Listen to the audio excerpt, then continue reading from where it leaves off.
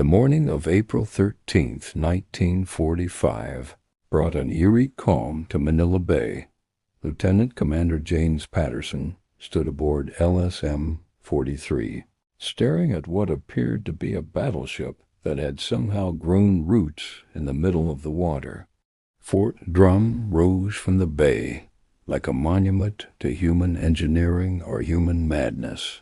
Depending on how you looked at it, for 36 hours, the United States military had thrown everything they had at this concrete monstrosity. Artillery batteries had fired until their barrels glowed. Navy ships had pounded the fortress with shells designed to crack open enemy cruisers. B-24 bombers had dropped payloads that could level city blocks. The result? Not even a scratch worth mentioning. Inside those impossibly thick walls, 68 Japanese soldiers waited with the patience of men who knew they held an unbeatable hand. They had ammunition enough to fight for a year, food to last half that time, water for 3 months. The American bombardment was little more than noise to them, thunder against stone. Patterson had studied this problem from every angle. Traditional siege tactics were out. They didn't have months to wait while the defenders slowly consumed their supplies. Every day Fort Drum remained operational meant Allied ships couldn't safely enter Manila Harbor. And without Manila Harbor, the planned invasion of Japan would face critical supply shortages. But Patterson wasn't planning to wait them out. He wasn't planning to blast through those walls either.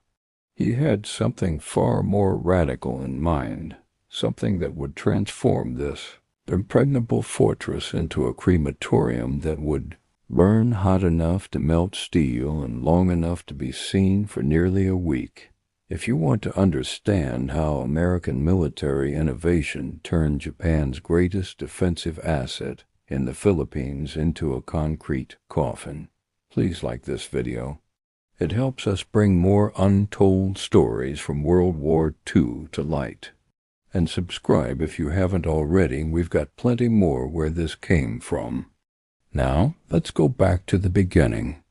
Because to understand what Patterson was about to do, you need to understand what Fort Drum really was.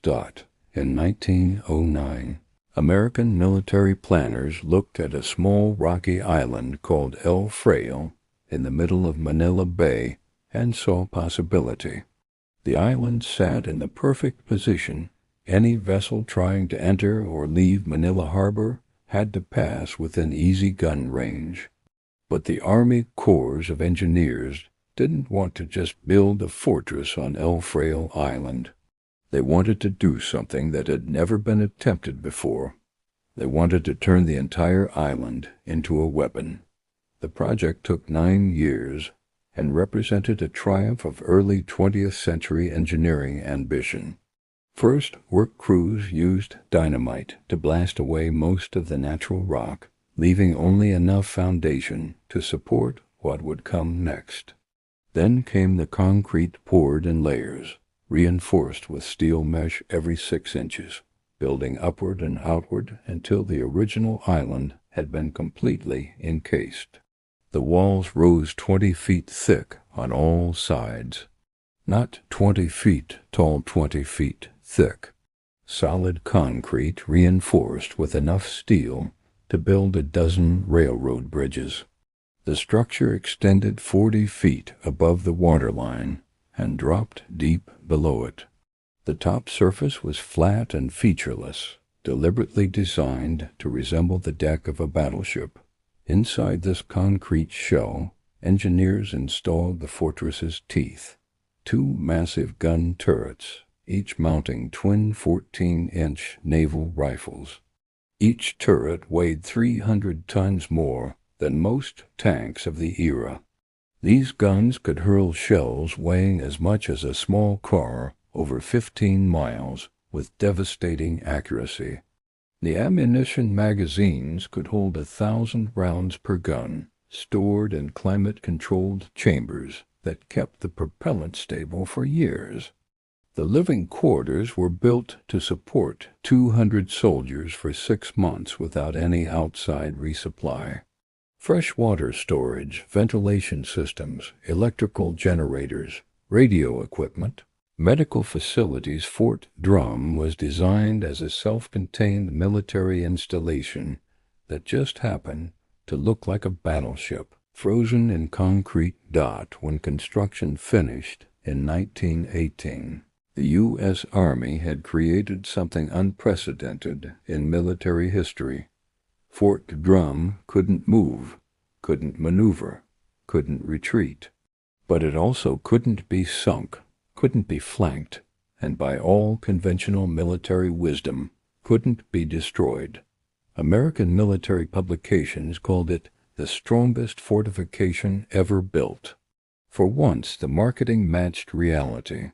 For 23 years, Fort Drum sat in Manila Bay as a symbol of American military might in the Pacific. The garrison rotated regularly. The guns received maintenance. Everything stayed ready for a war that, for a long time, never came. Then December 1941 arrived, and suddenly Fort Drum found itself in the middle of the greatest military conflict in human history. When Japanese forces invaded the Philippines, Fort Drum became a critical part of the American defensive strategy. The fortress's guns commanded the approaches to Manila Harbor. Its concrete walls could absorb punishment that would reduce other fortifications to rubble. For months, Fort Drum and the other harbor defenses held out, while Japanese forces consolidated their control over the rest of the islands. But in the end, the mathematics of war proved inescapable. Cut off from resupply, facing an enemy that controlled the air and sea, the American forces in the Philippines had no chance of long-term survival. On May 6, 1942, the same day the larger fortress of Corregidor surrendered, Fort Drum lowered its flag. The Japanese immediately recognized what they'd captured. Here was an unsinkable battleship guarding one of the most strategically important harbors in the Pacific. They moved in a garrison from the 17th Independent Mixed Regiment, 68 men selected for their technical expertise. Engineers who could maintain the fortress systems. Gunners who could operate the massive 14-inch rifles. Radio operators who could coordinate with Japanese forces throughout the region. For 3 years, those 68 men turned Fort Drum into their own fortress. They knew the Americans would come back eventually. They prepared for that day with the methodical thoroughness that characterized Japanese defensive preparations throughout the Pacific War. By April 1945, the strategic situation had reversed completely. American forces controlled the Philippines. They controlled the air. They controlled the sea. But they didn't control Manila Bay, not as long as Fort Drum's guns commanded the harbor entrance. Those 14-inch rifles could still sink a heavy cruiser with a single well-placed hit. The concrete walls could still absorb direct fire from American battleships without taking significant damage, and the Japanese garrison had stockpiled enough supplies to hold out indefinitely. 68 men in an impregnable fortress, blocking the most important port in the Western Pacific. For 36 hours, American forces tried every conventional solution in their arsenal. Artillery batteries on shore pounded the fortress with shells that could penetrate tank armor. The concrete absorbed them like raindrops hitting an ocean. Naval vessels moved within range and hammered Fort Drum with main battery fire designed to crack open enemy battleships. The fortress walls showed superficial damaged chips and craters that barely penetrated the surface. Heavy bombers from the Army Air Forces flew mission after mission, dropping 2,000-pound bombs that could collapse reinforced bunkers. Against Fort Drum's 20-foot-thick walls, they might as well have been throwing rocks. The Japanese garrison didn't even bother to return fire during most of these bombardments. They stayed inside their concrete shelter and waited. They knew what the Americans were learning. Fort Drum had been designed to withstand exactly this kind of punishment. Standard infantry assault tactics were out of the question. The fortress had no beaches where troops could land. The walls rose straight up from the water, 40 feet of vertical concrete with a completely flat top surface. Even if landing craft could get troops to the base of the walls, and that was a big if given the machine gun nests the Japanese had positioned around the perimeter, there was nowhere to go from there. Siege warfare wasn't an option either. The Americans needed Manila Harbor operational immediately, not 6 months from now. Every day the fortress remained active was another day that Allied shipping had to take longer, more dangerous routes. Patterson studied the problem from every angle aboard LSM-43. His ship was a tank landing craft that had been modified for special operations reinforced armor, upgraded engines, equipment for exactly the kind of unconventional mission nobody wanted to attempt. Patterson had volunteered for this assignment, which said something about either his courage or his sanity. Possibly both. As he watched the fortress through his binoculars, Patterson noticed something that most of the other American commanders had overlooked. Fort Drum's greatest strength contained the seeds of its own destruction. Those 20-foot walls that made the fortress impregnable also made it a sealed container. There were only 2 ways for air to enter or leave: the main entrance at water level and the ventilation hatches on the roof. If someone could reach those ventilation hatches and control them, Fort Drum could be turned into something other than a fortress. It could become a bomb. Patterson's proposal was so radical that his commanding officers initially thought he was joking. When they realized he was serious, several suggested he might be suffering from combat fatigue. The plan went like this. LSM-43 would approach Fort Drum at maximum speed. The ship's reinforced armor would protect the crew from Japanese machine gun fire long enough to reach the fortress wall. Patterson would crash his ship directly into Fort Drum and drop his bow ramp onto the roof surface. 40 Marines would storm across the ramp and secure the ventilation hatches against the Japanese defenders. That was the easy part.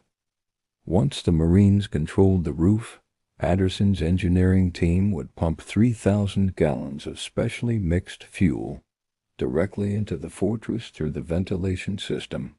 The fuel would vaporize as it spread through the interior, saturating every room, every corridor, every sealed compartment with explosive vapor. Then they would ignite it. The explosion would consume all available oxygen inside the fortress in seconds. Anyone who survived the initial blast would suffocate before they could escape. The concrete walls designed to protect the garrison would trap them inside what essentially became a gigantic crematorium. The engineering challenges alone were staggering.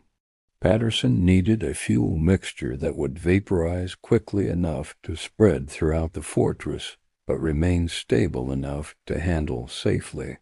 He needed pumping equipment powerful enough to force fuel through 500 feet of hose into a ventilation system not designed for liquid delivery.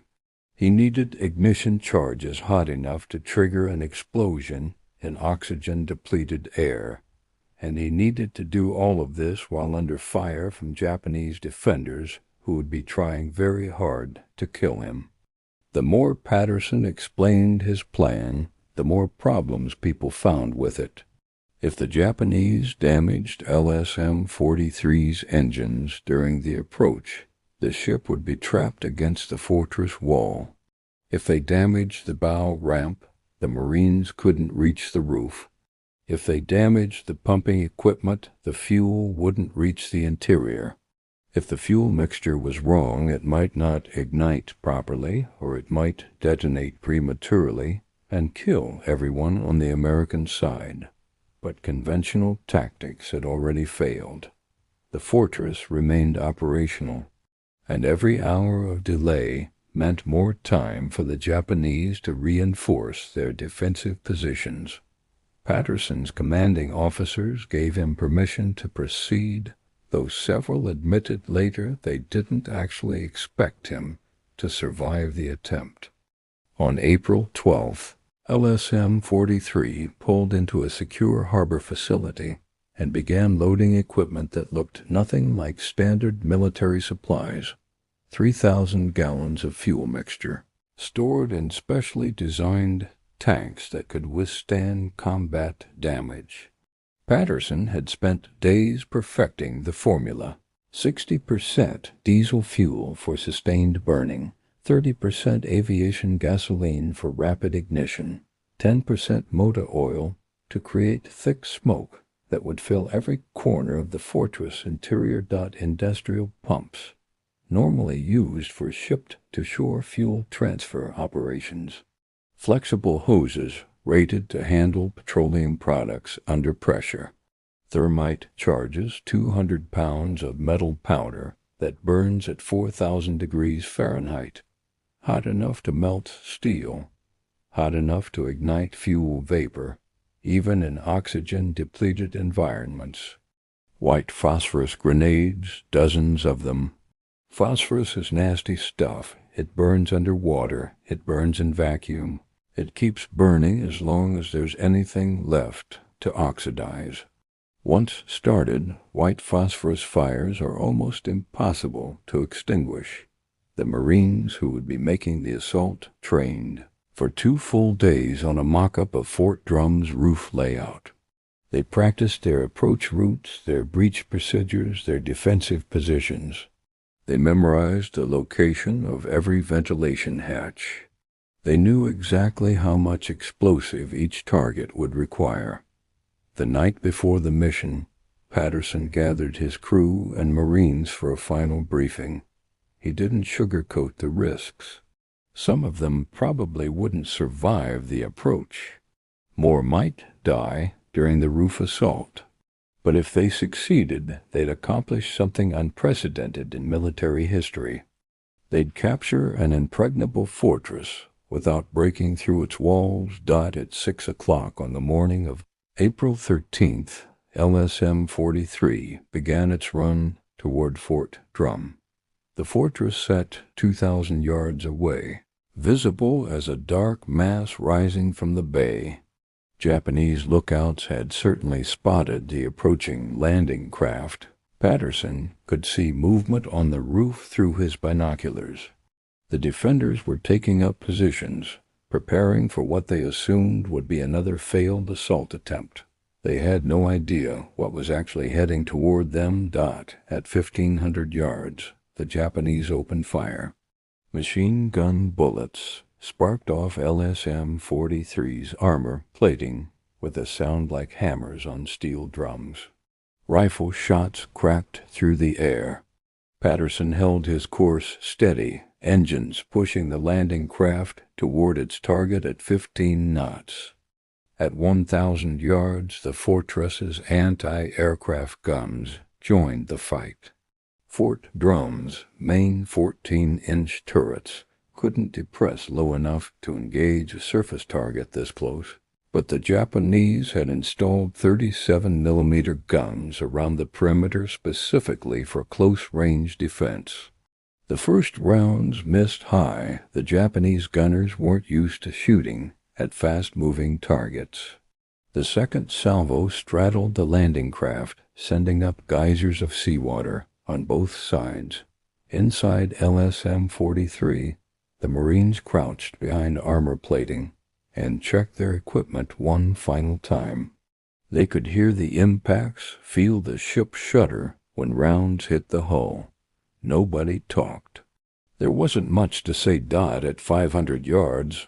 Patterson could see individual Japanese soldiers through his binoculars. Men running across the fortress roof, setting up additional machine gun positions, preparing to repel boarders. The Japanese had fought Americans on dozens of islands across the Pacific. They knew the tactics. They'd seen the landing craft approach beaches before, but they'd never seen anyone deliberately ram a landing craft into a fortress dot at 200 yards. A 37mm shell penetrated LSM-43's portside armor and exploded in the troop compartment. 3 Marines went down, wounded by shrapnel. The ship's medical corpsmen moved to help them, while the landing craft kept coming dot at 100 yards. Patterson ordered maximum speed. The ship's engines screamed as the landing craft surged forward. Japanese gunners tried to track the rapidly closing target, but LSM-43 was moving too fast now. Their fire went wild, rounds splashing into the water, or ricocheting off the fortress's own concrete walls dot at 50 yards.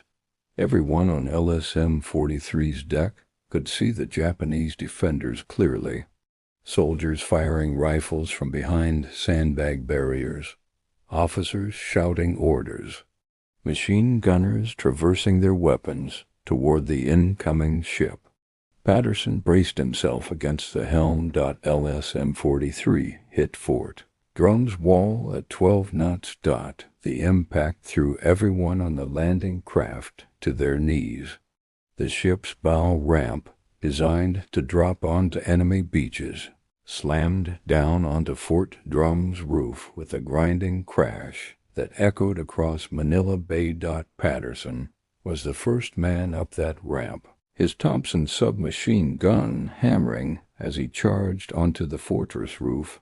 Behind him came 40 Marines, firing as they ran, spreading out across the concrete surface in teams that had practiced this exact maneuver for 2 days straight. The Japanese defenders had prepared for a lot of scenarios. They'd expected American ships to bombard them from a distance. They'd prepared for possible airborne assault. They'd even considered the possibility of combat divers trying to attach explosives to the fortress walls underwater.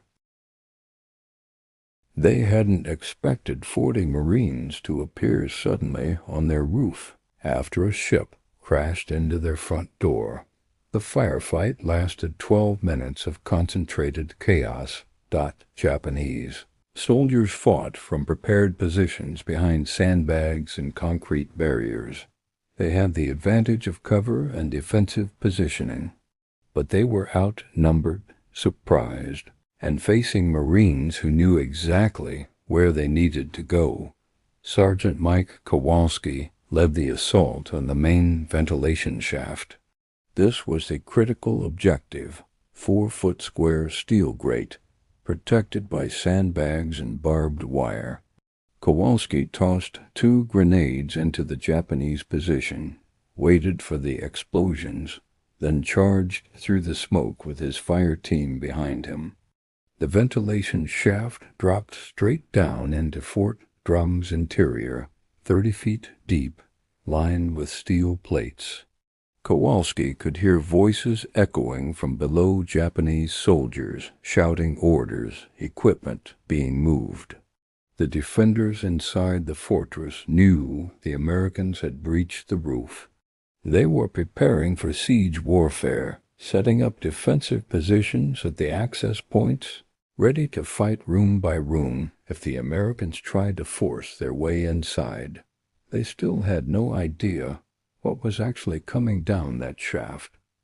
While the Marines secured the roof and fought off Japanese counterattacks, Patterson's engineering team began unloading their equipment.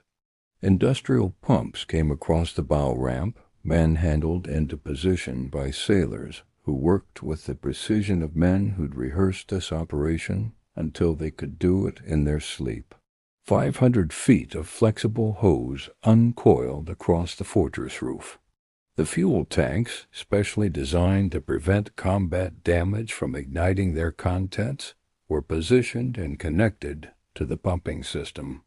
Chief Petty Officer Robert Martinez supervised the pumping operation. He'd been a petroleum engineer before the war, recruited into the Navy specifically for his technical expertise. Now that expertise was being applied to something no engineering textbook had ever covered, turning a fortress into a fuel-air bomb. The fuel mixture began flowing down the ventilation shaft at 6:45 in the morning. 50 gallons per minute, steady and continuous. The pump's rhythm was almost hypnotic, a mechanical heartbeat, sending death into the fortress below Dot, inside Fort Drum. The Japanese defenders noticed the change immediately. The air began to smell wrong, sweet, chemical, dangerous. Lieutenant Colonel Suzuki, the fortress commander, understood what was happening. He was an engineer by training, and he recognized the signs. The Americans weren't trying to fight their way into the fortress. They were turning the entire structure into a weapon.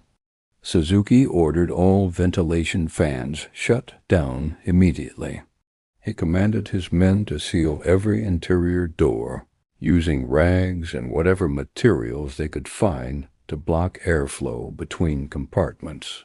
He moved the garrison to the lowest level of the fortress, the deepest chamber where the concrete walls were thickest, where they'd be furthest from the roof where the Americans were operating. These were all rational defensive measures. They were also completely futile. The fuel vapor was already spreading through the fortress's ventilation system. Air currents carried it into every room, every corridor, every sealed compartment. The fortress that had been designed to provide fresh air to 200 men was now efficiently distributing explosive vapor to every corner of its interior. At 7:23, the pumping stopped. All 3,000 gallons had been injected into Fort Drum. The fortress was saturated with flammable vapor from roof to foundation. Every breath the Japanese defenders took brought explosive fuel into their lungs. Now came the dangerous part. Patterson's next problem was how to ignite 3,000 gallons of vaporized fuel inside a sealed concrete container without killing his own men in the process. The fuel mixture wouldn't explode from small sparks or normal gunfire. It required intense heat applied to a large volume of vapor simultaneously. That meant thermite, lots of it. Thermite is essentially rust and aluminum powder mixed together. When ignited, the chemical reaction produces pure iron and aluminum oxide while generating temperatures around 4,000 degrees Fahrenheit. It's hot enough to melt through steel engine blocks. Hot enough to ignite fuel vapor even in oxygen-depleted air. Patterson's demolition team had brought 200 pounds of thermite charges, molded into special igniters designed to be lowered into ventilation shafts. But thermite alone wouldn't be enough for what Patterson had in mind. The explosion would consume all available oxygen inside the fortress in seconds. The temperature would spike to unimaginable levels. Anyone who survived the initial blast would be left in an oxygen-depleted environment, unable to breathe, unable to escape through sealed doors and blocked corridors. That's where the white phosphorus came in. White phosphorus doesn't care about oxygen levels. It burns by oxidizing itself, generating heat and toxic smoke in even the most inhospitable environments. Once the thermite triggered the main fuel explosion, the white phosphorus would keep burning. consuming any remaining fuel vapor and producing thick smoke that would kill anyone still breathing. At 7:30, Patterson gave the order to begin placing charges. Thermite igniters were carefully lowered into the main ventilation shaft on cables. White phosphorus grenades were positioned at secondary air vents around the fortress roof. Everything was connected to a central timing mechanism that would trigger all charges simultaneously. Inside Fort Drum, the Japanese could hear the Americans working overhead, footsteps on concrete, equipment being moved, commands being shouted in English. Suzuki gathered his 68 men in the fortress's deepest chamber. They had weapons, ammunition, determination. If the Americans tried to enter through the main door, the Japanese would fight to the last man, selling their lives as expensively as possible. But the Americans weren't coming through the door. At 7:45, Patterson ordered all American personnel off the fortress roof. The Marines withdrew in good order, carrying their wounded, backing toward LSM-43's ramp while maintaining covering fire against the remaining Japanese positions. The last Marine crossed back onto the landing craft. The bow ramp lifted. LSM-43's engines roared as the ship backed away from Fort Drum's wall, putting distance between the landing craft and what was about to happen. Patterson moved his ship 500 yards from the fortress. Everyone on deck took cover behind armor plating. At 7:47, the charges detonated. The explosion was visible from 20 miles away. A column of orange flame erupted from every opening in Fort Drum ventilation shafts, access hatches, gun ports. The main ventilation shaft became a rocket nozzle, shooting fire 200 feet into the air. The fortress's 1-ton steel access hatch, designed to resist artillery shells, blew off its hinges like a bottle cap and tumbled through the sky before splashing into Manila Bay 400 yards away. The sound defied description. Witnesses later struggled to find words adequate to capture what they'd heard. It wasn't a bang or a boom, it was a roar that seemed to come from inside the earth itself, a fundamental note of destruction that resonated in the chest and made the deck plates of every ship in the bay vibrate. Windows shattered in Manila, 8 miles away. The explosion registered on seismographs in Australia, recorded as a minor earthquake in a bay where no earthquake should be possible, but the initial blast was just the beginning. The white phosphorus charges continued, burning inside the sealed fortress. The fire spread through every ventilation duct, every corridor, every room. Steel structural members began to glow red, then orange, then white hot. The temperature inside Fort Drum reached 3,000 degrees Fahrenheit, hot enough to melt aluminum, hot enough to make concrete crack from thermal expansion, hot enough to turn a reinforced military installation into a kill. From LSM-43's deck, Patterson watched flames pour from every opening in the fortress. The concrete walls began to crack as the thermal expansion stressed the structure beyond its design limits. Steam hissed where seawater touched superheated metal. The smell of burning metal and concrete drifted across the bay. The fire burned for 6 days. On April 14th, flames were still clearly visible. On April 15th, smoke continued pouring from the ventilation shafts in thick black columns. On April 16th, the concrete walls remained too hot to approach. Sailors who tried reported feeling the heat from 100 feet away. It wasn't until April 19th that the temperature dropped enough for American engineers to consider entering the fortress. Patterson led the first team through Fort Drum's main entrance on the morning of April 19th. The steel door, designed to stop artillery shells, had been peeled back like aluminum foil. Beyond the doorway lay complete darkness. The fortress's electrical system had been destroyed in the explosion, and no light penetrated from outside. The team carried portable lights and wore protective equipment, though nobody was quite sure what they were protecting themselves from. The air inside the fortress shimmered with residual heat. Every metal surface was too hot to touch. The concrete walls showed stress cracks from extreme thermal expansion. Patterson's team found the first bodies 20 feet inside the entrance. Japanese soldiers who had tried to escape during the initial explosion. They hadn't made it 10 steps before the superheated air seared their lungs. They died where they fell, bodies preserved by the intense heat that had sterilized the entire fortress interior. Deeper inside, the temperature damage was worse. Steel equipment had melted into abstract sculptures.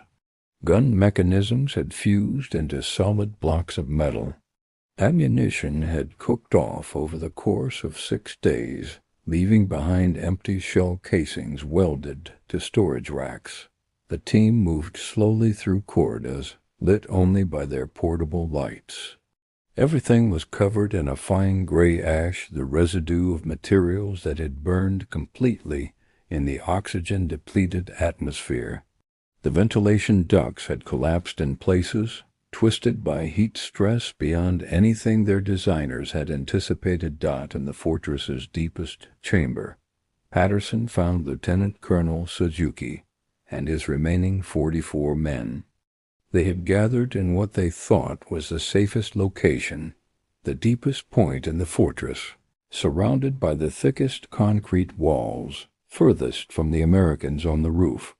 The walls had protected them from the initial explosion. The concrete hadn't cracked. The structure hadn't collapsed, but the walls had also trapped them with superheated air that cooked them alive over the course of several minutes. The bodies were positioned as if the men had been standing in formation when they died. Suzuki in front, his officers behind him, enlisted men arranged in ranks. They had faced death as soldiers, maintaining military discipline, even when death came as fire from above, instead of bullets from the front. Patterson's team counted 68 bodies total.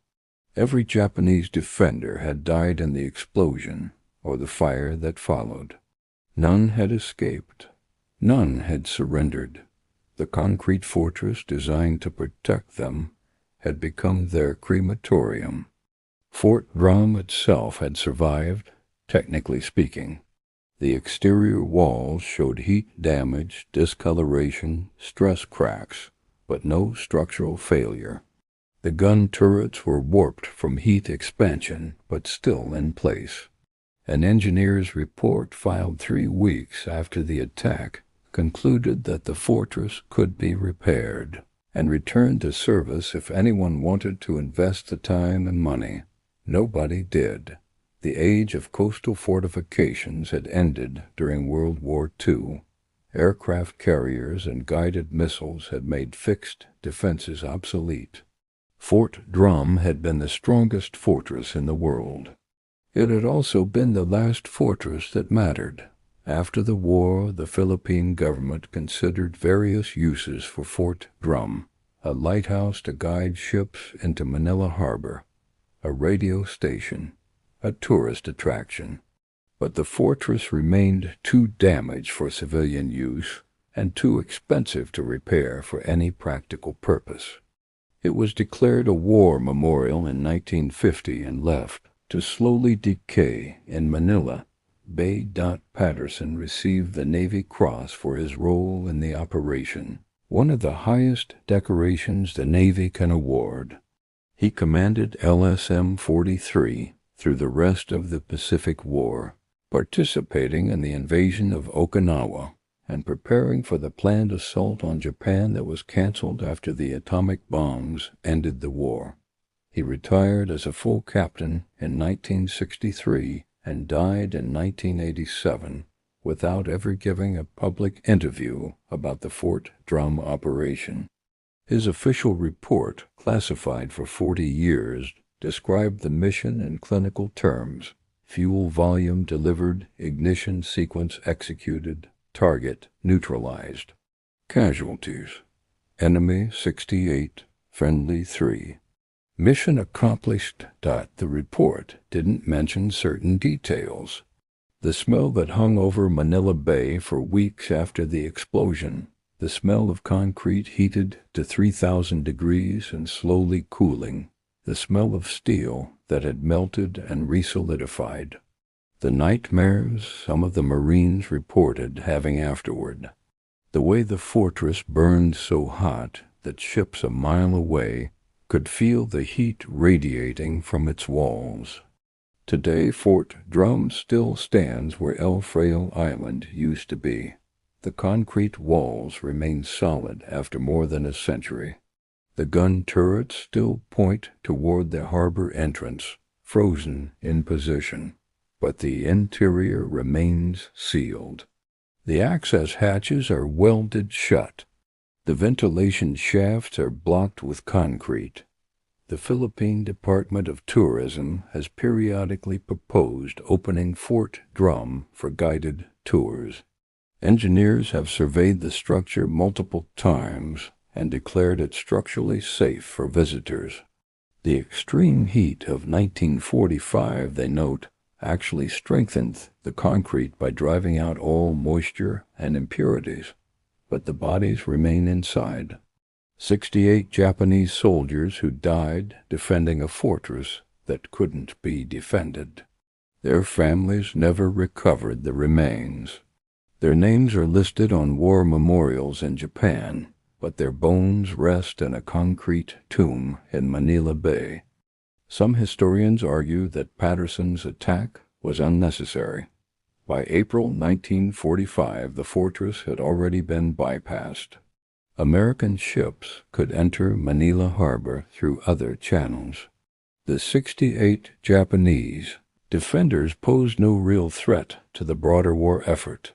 Others argue that the attack demonstrated something important about American military innovation, the ability to solve impossible problems with unconventional solutions, the willingness to risk everything on untested ideas when conventional tactics failed. The truth probably lies somewhere between these perspectives. Fort Drum needed to be neutralized. Conventional methods had failed. Patterson found a solution that worked at the cost of 3 American lives and 68 Japanese lives. Whether that solution was necessary, whether it was the best option available, whether it represents human ingenuity or human brutality, these questions remain debated by military historians and ethicists today. Fort Drum stands today as a monument to the moment when warfare changed forever, when engineering became as important as courage in combat, when the solution to an impregnable fortress wasn't bigger guns or more bombs, but creative thinking and unconventional tactics. The concrete battleship that couldn't sink had finally been defeated, not by breaking through its walls, but by turning its own strength against itself. The sealed chambers that provided safety became the oven that killed the defenders. The ventilation system that delivered fresh air delivered death instead. 78 years later, Fort Drum still guards Manila Harbor, still unbreakable, still impregnable, still sealed. The strongest fortress ever built, conquered by fire and left as a monument to the men who died inside its concrete walls. A reminder that in war, the most dangerous enemy is often the one who refuses to fight by conventional rules, the one who looks at an impossible problem and finds an impossible solution. The one who understands that sometimes the best way through a wall isn't through the wall at all.